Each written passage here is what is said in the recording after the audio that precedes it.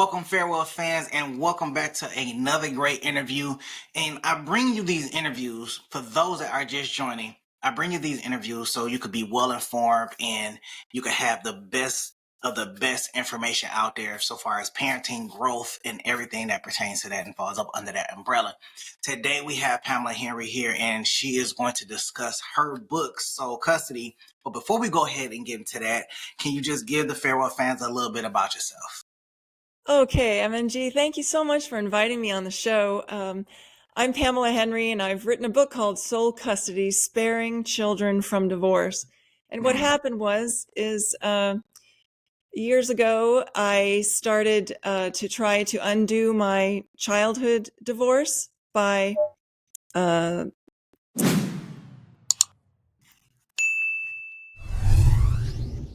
going back and healing from childhood divorce in order to get married.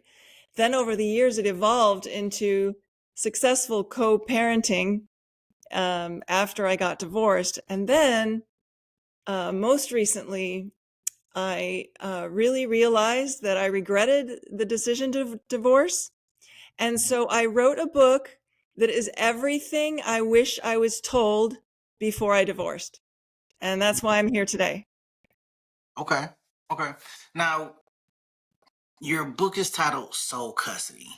Could you start by telling us a bit about the title and what it means? What do you mean by soul custody? Because you know when anybody hears soul custody, it means that you went to court, you got custody of your child, and you have full soul custody with no other interruptions, no communication from the other parent, no anything. You have full custody to do and move whatever without any restrictions from the court system. Right. So I spelled it soul, Soul, custody, because as a child, I felt like I was torn between two parents and I needed to gain custody of myself. As a young adult, I had to go back and undo and try to gain custody of myself or my soul because I experienced divorce as a soul shredder. I wrote a poem in the 90s about it. And so it's a play on words, Soul, custody, but the two words in the dictionary, very interesting to put together. So the word soul is defined as an entity which is regarded as being the immortal and spiritual part of the person, and though having no physical or material reality, is credited with the functions of thinking and willing, and hence determining all behavior. Custody, a keeping safe or guarding, care, protection, guardianship. And Mm, so as I evolved, I saw it was greater than me gaining custody of myself, but it was a spiritual issue of the care of my soul. And then once I had children, it was caring for their souls. And so it has a much larger spiritual meaning than okay. just the legal term soul custody, SOLE. Okay. Now, earlier you had stated that you were trying to you know find you, in other words, try to find yourself so you can get married, so you can kind of release the trauma of the divorce that happened within your childhood. Can you speak to how you were able to gather yourself, and why was it important to do that to move on to be married? Oh, great question. I did not think I could get married. Coming from the divorce, I thought I would repeat divorce. And so I went to therapy. We did couples counseling, and I literally wrote my way to the altar through journal keeping. Mm, I did some amazing journal writing exercises in order to leave my parents and leave my divorced home and allow myself the the ability to go to the altar. So you can imagine the tragedy 15 years later when I ended up getting divorced in spite of my best efforts. yeah, I can understand that because we can't predict the future. We can't predict how our relationships are going to work out. We know at that moment, at that point in time, we are in love, and this person that we want to be with for however long we can be with them, and to death do us part, as I said, and then to have that like me, I don't believe in divorce, okay, and I haven't been married, but I don't believe in divorce. I believe in working it out, but it does take two to tango. So if the other person is not willing, or is you can't reconcile some of the differences, then no, ultimately you walk away, right? Yes. But what are the primary indicators that unresolved childhood traumas or anxieties are significantly harming a marriage? Well, I wished I could have known what was in store for me, because if I had just even pieced together that, I think the idea is, if I had seen the indicators, it would have been helpful. The indicators I only know now because I went back to retrace my steps and I saw where I went wrong. So the first indicator that I had unresolved issues from childhood was that I was having emotional affairs. Okay. And people who have emotional affairs or physical affairs are generally more likely to have sexual abuse in their childhood history. And yes, I did, but I thought I had dealt with all of it. And I saw my emotional affairs as harmless, but really they were what the Bible calls adultery in the heart. And I Mm-hmm. just I had no clue spiritually about any of that stuff. And so it caught me off guard and it started to undermine me. But it really only happened, those affairs started at the 15th year of marriage, when I recovered a memory of childhood abuse that I had not dealt with before. And I thought I could handle it because I'd been in therapy forever doing all kinds of things. But once those affairs took over, that was intercepting the healing process, if you see what I mean. So Okay. other indicators might be uh, when the other person looks like they're the reason that there's something wrong with the marriage. That's another indicator that it's really something going on with me. That old adage, you've pointing one finger, then you have three fingers pointing back at you. Right. Right. Mhm. So if I'm hearing you correct, so basically, and would this be a good comparison that a person that is um a little flamboyant, or um curious, or promiscuous in their sexual life, had to have some type of sexual abuse when they were younger? Yeah, I just know in my case that that my aversions, the closer I got to my husband, the closer I had to deal with the issue of sexual abuse from my father. So I had to, by not wanting to face that, if you can romanticize with other people, then you're not going to have the intimacy required where you have to face that deep traumatic secret, because everything comes up in marriage, in intimacy, everything comes up to be healed. And I Right. was not willing to go there unaided by some sort of crutch. And those affairs were a crutch for me, so I could not tackle the issue with him directly. Okay. So, okay. So, beyond the well-known challenge of divorce, what are the five most common regrets you hear from divorced parents? Okay, so you know what's really interesting? I Googled the other day, searches. People look up how to get a divorce. There were 2,900 people Googling how to get a divorce. But equally, when I Googled how the impact of divorce on children, 2,900 people searching the impact of divorce on children. Okay, so we all know it's the impact on the children that is the thing that needs to be addressed, because that is showing that the people, they care about their children.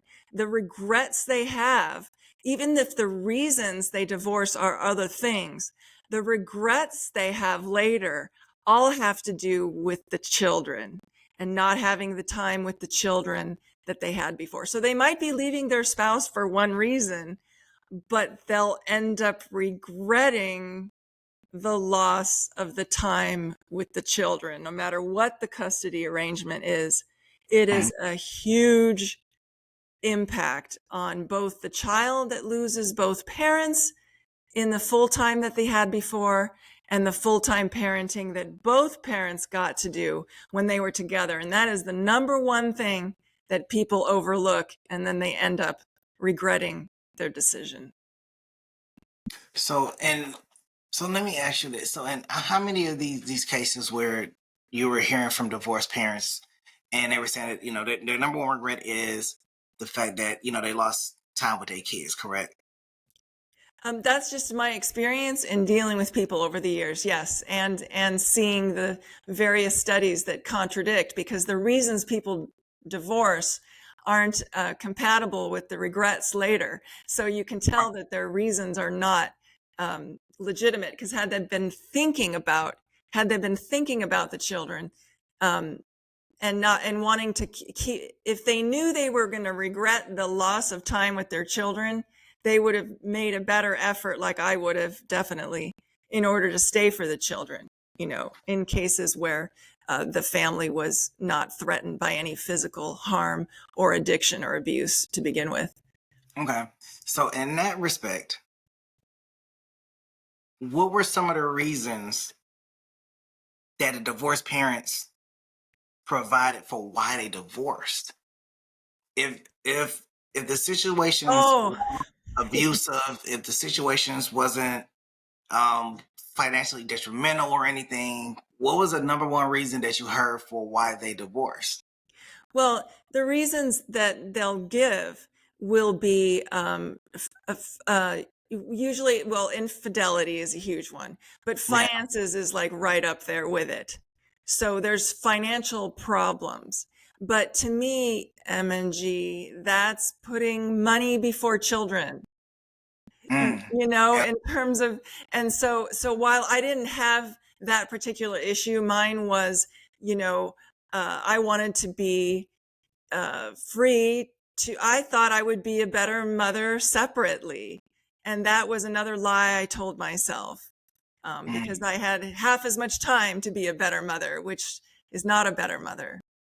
So, okay. And just for context, infidelity and finances, are definitely the top two reasons why marriages, end up failing. And some token, the conversation that people have amongst themselves, as well as married couples that I know, they continuously date each other. They continuously reinvent and re-fall in love over and over and over again to keep their relationship stimulated. And I think when you have kids, when you're married to somebody and y'all have kids, you fall into that routine of doing the same thing day in, day out, and you're not dedicating that one-on-one time to your spouse, relearning them over again, because we all grow, right?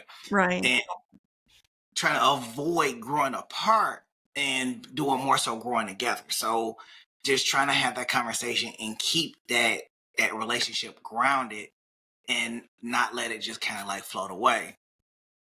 So even and again, I haven't been, married, but I know a lot of married people, and some of the things that they do to try to keep their relationship going. One couple I know, they actually go to therapy. Another couple I know, um, they don't do therapy, but they do kind of like a counselor session with other married couples. So they have like a group married couple activity that they do every month. Um, and they have those, and I believe that I've never been to the event because I'm not married. I just kind of see what they post and the things that they tell me, but that seems to benefit them and help them out. So everybody has their ways to kind of keep their marriage going through communication, through activities, through dating each other, through therapy, through um, fellowship and counseling with other married couples, just so they can kind of keep their relationships afloat.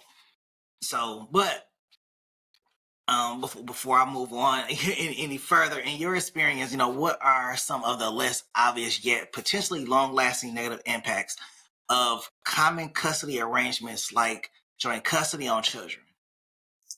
I would say that the sadness and the anxiety are the two most prolonged effects of divorce on children.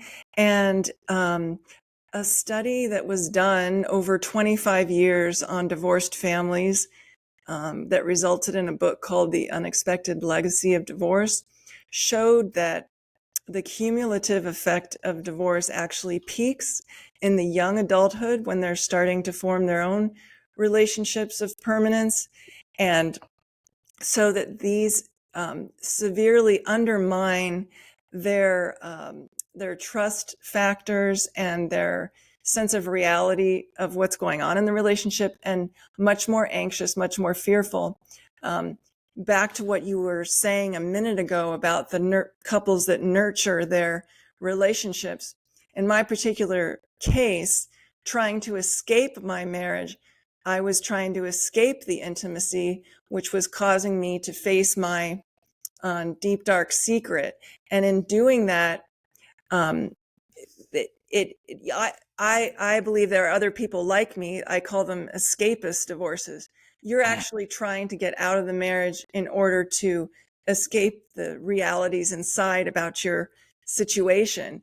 And by doing that, you escape yourself, and then your children become the sacrifice for that. They, in essence, pay for my inability to face my own issues. So I would have loved to have stepped up to the plate to be the one to plan date nights, but I was really hell bent on trying to avoid the issues of my childhood in my marriage. No matter how hard I worked on it, it just got me at an unconscious level that I was not prepared for. And I passed it on to my kids. And, and I understand that, and I believe that every individual that is walking around um have some suppressed memories of some things that have happened to them that is impacting who they are today, so far as relationships and everything. And I also say to that is there are a lot of negative impacts that happen towards kids. And coming from a a situation where my dad was in a separate household, then where my mom was from, those recurrent impacts as well. Um, Dealing with a man that may or may not want to have to be in my life, and having a mother that was primarily trying to raise me and using the neighborhood, using the family, using the community um, to raise a child, and trying to do the best that you can in a situation that that wasn't that wasn't the best, Mm. you know. And there's no comparison to divorce, and there's no comparison to the situation that you went through. But once parents go through a divorce, and that father that was in the household goes from being a father 7 days out of the week to only being a father 3 to 4 days out of the week, is a stark difference in comparable to a relationship starting out was just two individuals. They have a disagreement. They have a child.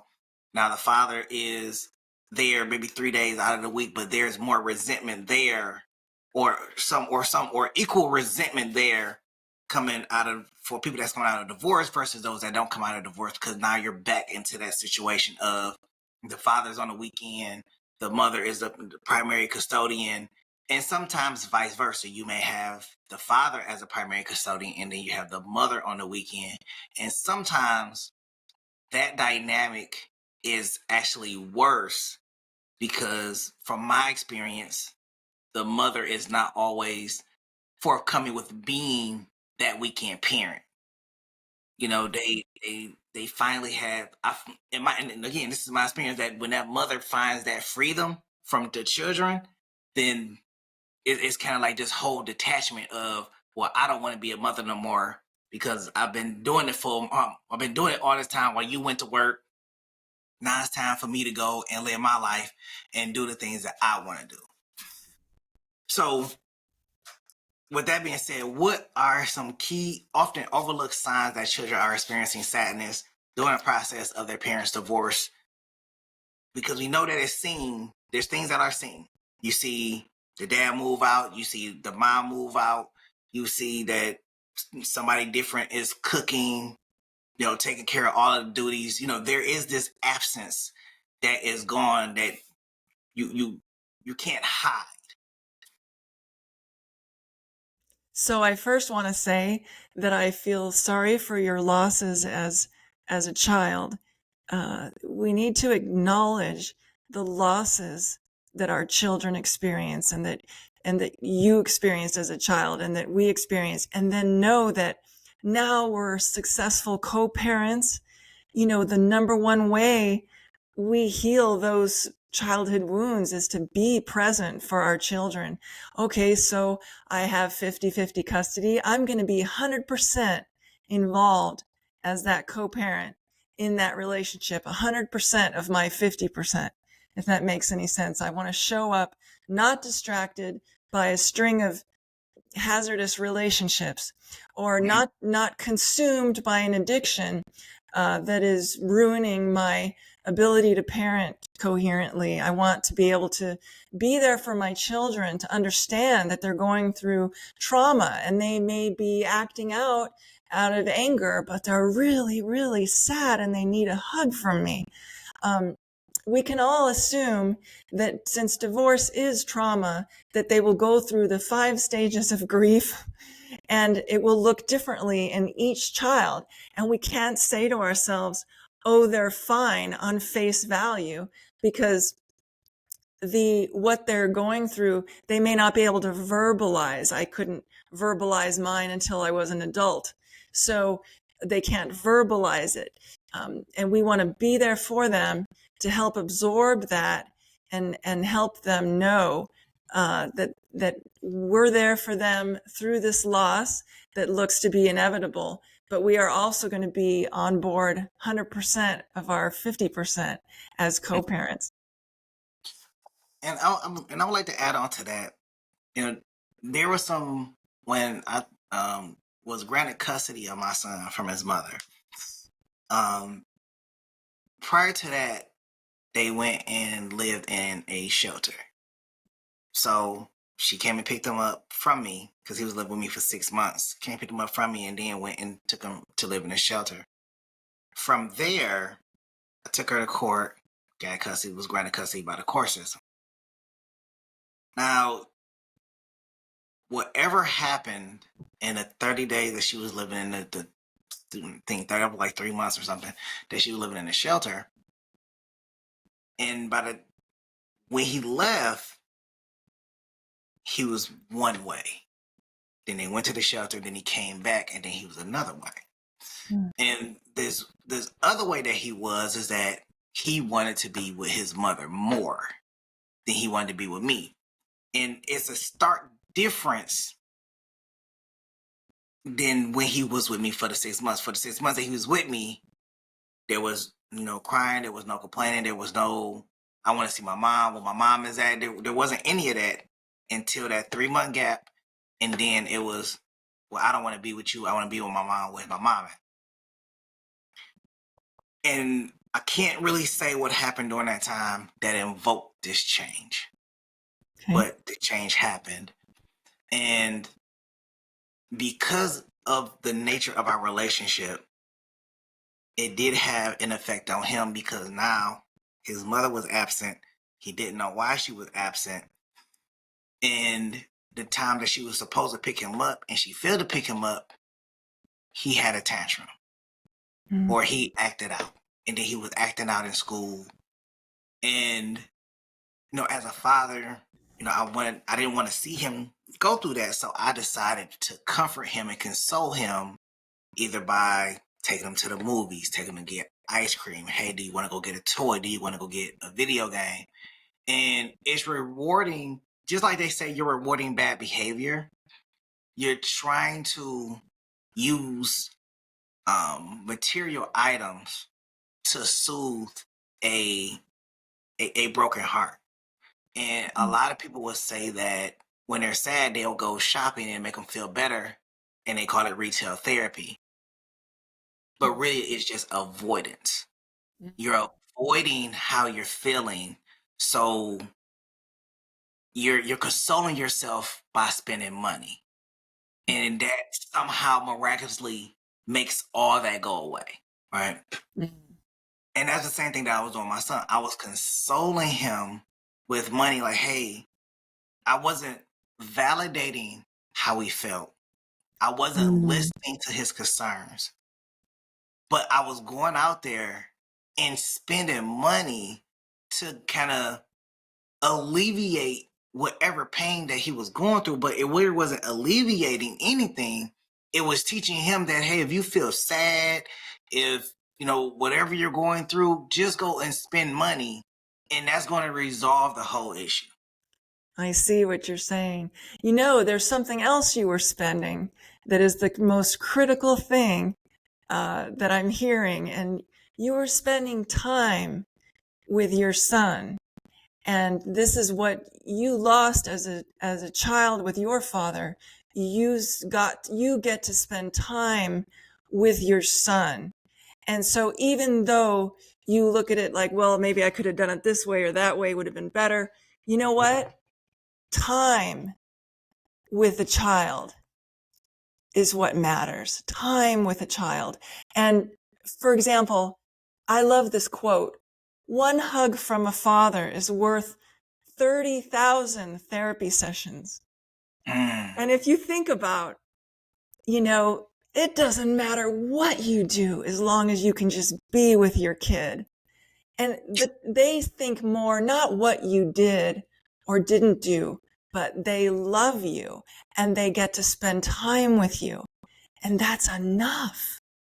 And it's those small things I think parents kind of overlook. You got it. They're so focused on, hey, I'm gonna take them to Disney World. Hey, I'm gonna take them to this park. Hey, I'm gonna take them to their favorite place. And really, they can just be in the backyard throwing the ball around. They can be in the backyard having a conversation. It's the little things that their kids remember that is beneficial to their growth. It's not how much money you spend that's going to make the difference. It's how much time you spend that makes the difference, which moves us into, the specific parental behaviors during and after divorce are more likely to create what, you have termed a generational wound in their children. Yes. Can you speak to that? Oh, this is a great topic. Okay, co-parenting after divorce is my favorite territory because I took my negative template from childhood and I turned it inside out. And I am proud to say that I feel like I'm the best co-parent that I know. And the way to perpetuate the generational wound is to continue to do what you know was wrong. So let me give you the biggest one. The biggest one that perpetuates the divorce wound from childhood is negative talk about the other parent. So paint a picture here. The child loves both parents. When one parent disparages another, speaks negatively, criticizes, whatever it is, it could be a tone, it could be a side, doesn't matter. It expresses displeasure or dislike about the child's other mother. That child feels it as if it is them.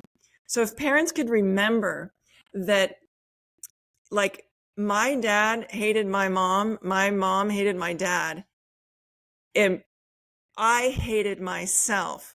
So that's the result. So you think of your child, when you say something negative about their other parent, this wounds the child. That is perpetuating. And that can happen when people are married.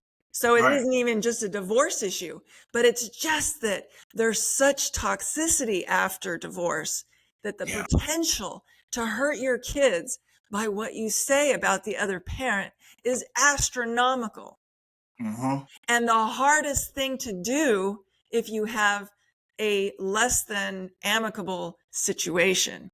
But if you can turn it around and instead of having parental alienation, have this thing I call parental endearment. Parental endearment supports the love that the child has for their other parent. And that's the way you you support the love they have for that parent, because they've already lost the contact time wise. It's broken down because of the divorce. The more you can support their love for the other parent, and there's many ways to do it, the better off your child will be. They won't continue to be wounded, because the most hurtful thing to a child is to hear their other parent, two people they love most in the world, saying bad things about each other. That hurts more than anything.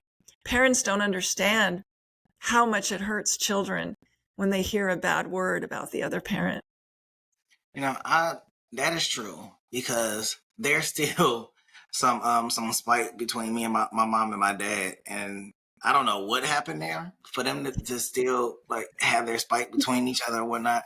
But my mom definitely hates my dad, and my dad is kind of like, well, I don't even really know why she mad at me. I was like 40 years ago, and I'm like, I don't know, but you can't put them in the same room together, because then it's just they don't argue. It just gets awkward for some odd reason. I understand. but I can understand that, for there were times where I didn't say anything bad about my son's mother, and I just kind of wanted him to kind of figure out for himself what type of person she was. Mm. And no, unfortunately, he didn't really find out, because she just kept perpetuating certain lies towards him and everything, and he believed the lies, because he told me himself. He said, "I'd rather see her as she is. I'd rather see her for what she is now than to know the truth of behind the whole court case and everything like that." And I'm like, well, that mean you continuously going to believe the lie, because you don't want to know the truth behind what happened. It doesn't make her less of a person. It just make you see her as a real individual than the person that's being perpetuated and pushed off in front of you. So, because one thing that I will say to the Farewell fans is that you have to push the truth to your kids, regardless of the situation, no matter how bad it is, no matter how it hurts. I'm not saying that you got to talk negative about the other parent, but there's a way to deliver the truth without being vengeful, without being malicious, or destroying their character or any of that stuff.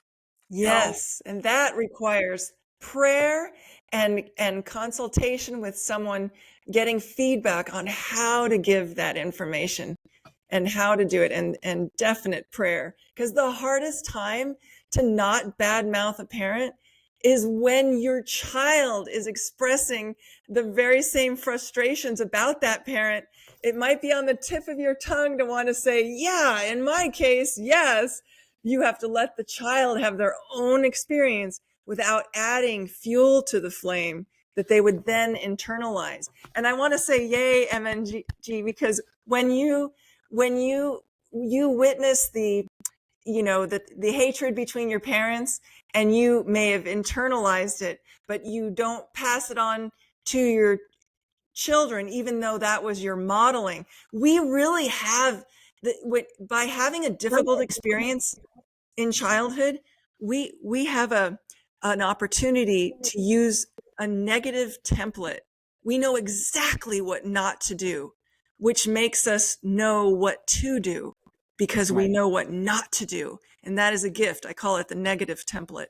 So we may not have had the role model we want, but we get to be the role model based on what we know not to do. Right. Hey, that is on point. The negative template. I like that, because if you think about what is passed down from generation to generation, what kids have experienced and what they have taken into adulthood, and as I tell people, it takes a level of awareness to understand certain things, to understand what you want to continue on with and what you don't want to continue on with. What change do you want to be that is different from the environment or the family that you came from? You can be that different person. And sometimes it does mean cutting off your family members so you can get ahead. And prime example, just talking, we talk about negative templates, and this is information that I know firsthand. Now, my son's mother still has ties to her family. Now, that doesn't mean that she's not being successful. But knowing what I know, I would have cut ties and moved on with my life.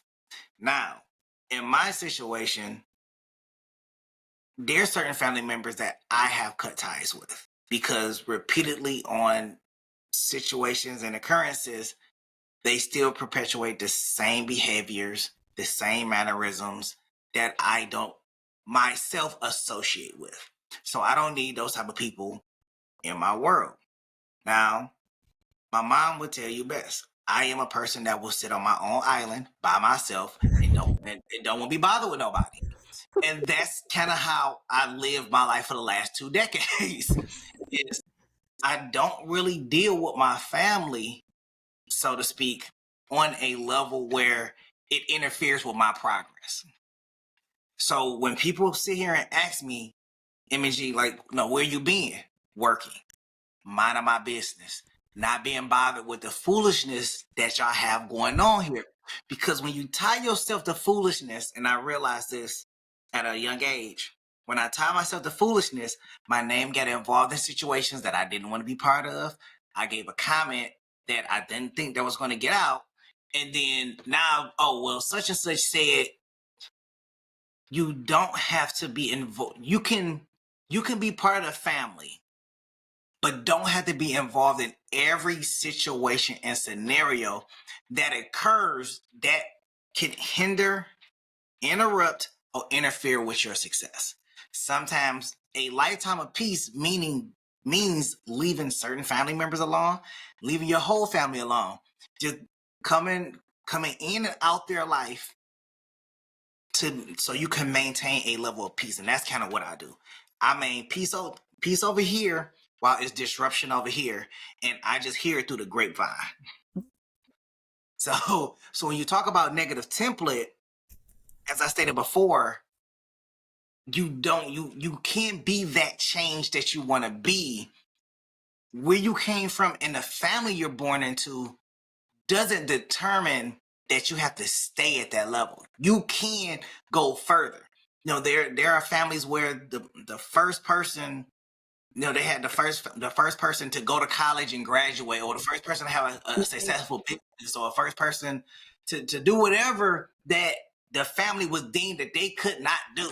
And this one person went out there and did it because they decided to be the difference in that. Decided to be the difference in them. They didn't let where they came from or their family decide what their trajectory was going to be. So Yes. as we refer to it as the negative template, they didn't let that bother them.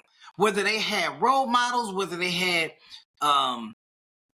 surrogate parents that you know, like the high school teachers and the counselors and the friend mother that stepped in and said, you are somebody. You don't have to be what your family is. You just have to find the path to follow to get there, and not be the byproduct of that negative template that has consistently have played everybody else in your family, because they were under the narrative that they're from this type of neighborhood, they're from this type of income level, they're from this particular family, they have this particular last name, they went to this particular school, that they can't be more than what they actually are. Yes. And you get to decide what your legacy is going to be for your children. This is what's so amazing. When I realized I repeated the legacy of divorce, I thought, oh, well, I'm going to be the best divorce that I've ever seen then. I'm going to do co-parenting in a way that that would make my parents proud. You know, I rose to the challenge. I said, you know, well, okay, we've got a divorce legacy here. Let's make it good. Let's make it the best co-parenting situation that I could possibly dream of. And you know what? Our co-parenting situation ends May 31st when my youngest turns 18. And I have to say that I did a far better job than I ever thought possible. And what I'm handing down now, I handed down the legacy of divorce. But guess what I handed down that is even better? My lessons learned. None of my kids are married yet, MNG. None of them are married yet. And I have a ripe opportunity. And why I wrote this book is not just for your listeners out there who are considering divorce, but anyone who comes from divorce to heal, is that this is a premarital book. This is premarital work we're doing here. Like we can help people before they get married learn our lessons from our negative experiences to avoid making the same mistakes. That's a great legacy to hand down. My mistakes are going to be my children's greatest lessons. Let's see what they do with it. Yeah. It is up to them. And that's the other thing. The study showed, the 25-year study showed that children of divorce have an incredible resilience. That same, they may have a low tolerance for conflict, but they have a resilience and a resourcefulness because they had to.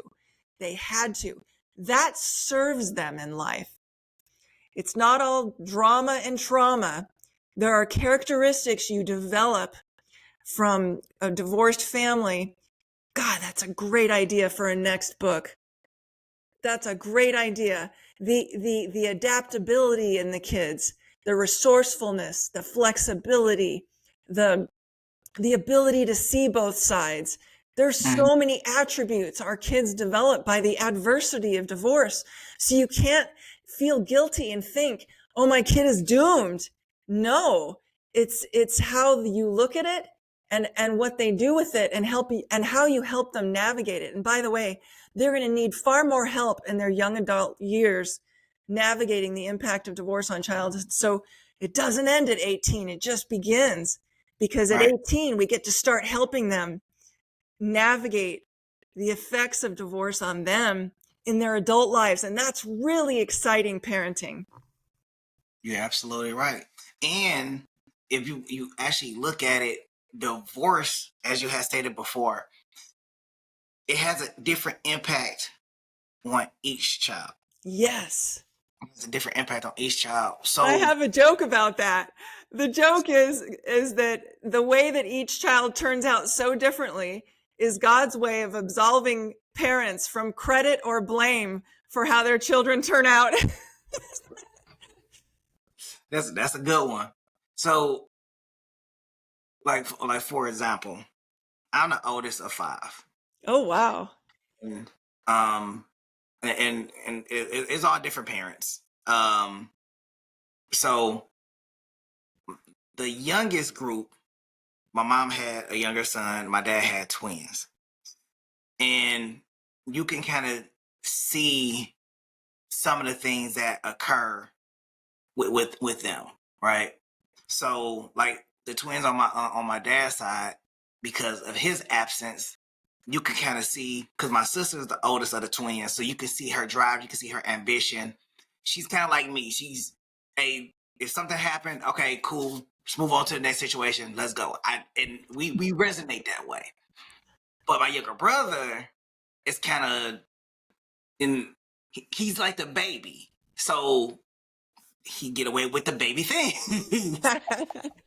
Baby things like you can't do no wrong. Right. You know, he did this, he did that. And it's like, okay, well, we forgive him. You know, give him this again, give him that again. It's like, no, there's coddling that happens there, right? On my mom's side, the youngest. Now, me and him, we're both artists in our own perspective lanes, and you know, we we relate to each other because, we kind of see the world the same. And he's the baby. But, again, he is the younger generation. And he is the youngest of the three of me and him because it's our brothers on my mom's side. So he's the youngest of us three. And there's just impacts there, right? Mm-hmm. And it's the second oldest. And with all second oldest, and I don't know if you ever heard the story of, no, not story, but if you know of how the effects of three brothers or three siblings. Okay.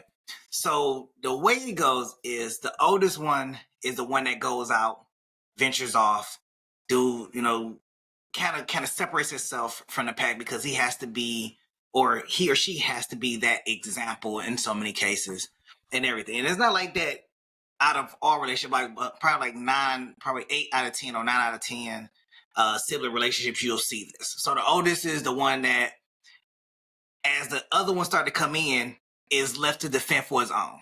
So that becomes a more resilient one. That becomes a more resourceful one because they know there is no turning back because it's all on me because I'm the oldest and I've been left behind. Because that's how I feel. I feel like I've been left behind. So I had to go out there and get it and make everything work in my favor because there was no going back. Then the second oldest came, and the second oldest was being a baby. And some right, you would say that that was spoiled and everything. But once he became the middle child, what happened with the middle child is they become a little bit more adventurous. They become a little bit more rebellious, outspoken, and everything because they are what is considered the forgotten child because they're the middle child. Because now the oldest is gone and doing everything that they're doing. The youngest is now getting all the attention. So now the middle child is getting nothing. So if they're trying to gravitate to the older child, but the older child is gone depending on what the age gap is. Then the youngest child is getting all the attention, but it's not old enough to really hang with the middle child. So what happens to the middle child? The middle child is the forgotten child. So they're no longer getting the attention. So now they become rebellious in order to get attention because that's the only attention that they actually get. So that's the middle child. And then the baby is the one that can get away with everything because they're the last child. So the first child has ran the parents through their paces. The second child has ran the parents through their paces and then became rebellious to get attention and run through their paces. And now everything that the first and the second child went through so far as restrictions, rules, the baby is not getting. Right. So it's a classic template. and it only gets worse as you have more kids. So the more kids you have in the middle, the more forgotten children you have. And then as it starts to spread out, the more the youngest get away with stuff, the more far apart the oldest is from the rest of the kids. Yes. So yeah, so I always when I talk about my siblings, I always compare them in that capacity because the dynamic is there. Like when I read about it, I was like, man, that is crazy because this explained me and my siblings to a T. It explains me my siblings to a T, and I just like, yeah, that's it all helps us figure out as parents what our own children are going to be, needing. It's so helpful to have this understanding because it helps you figure out how to parent each child because we have to parent different ways for each child. Each child requires a different parenting style. Yes. It's so interesting. Yes. So moving on, what is the single most important piece of advice you would give to someone contemplating divorce to minimize their chances of future regret? Well, if you want to minimize your chances of future regret, stay married. That's number one. If you must divorce for whatever reasons, and you do divorce, or you end up divorced like I did for my human frailty that I am, make it the best possible co-parenting experience you can, first and foremost by respecting the love that child has for that other parent. If I said nothing else today, those are the two most important things. Okay. Okay. Well, Pamela, thank you for coming on the show. This has been an eye opener, and I'm sure the Farewell fans will appreciate the information that we're putting out there as well. Can you tell them where to get your book from? Yes, Amazon. Just Google Sole Custody, Sparing Children from Divorce. It's in 4 formats, and you'll find it on Amazon. Well, thank you again, Farewell fans. This has been another great interview. I hope y'all enjoyed it. Please leave your comments down at the bottom. Don't forget to like, subscribe, and share. We'll catch you on the next go around. Peace.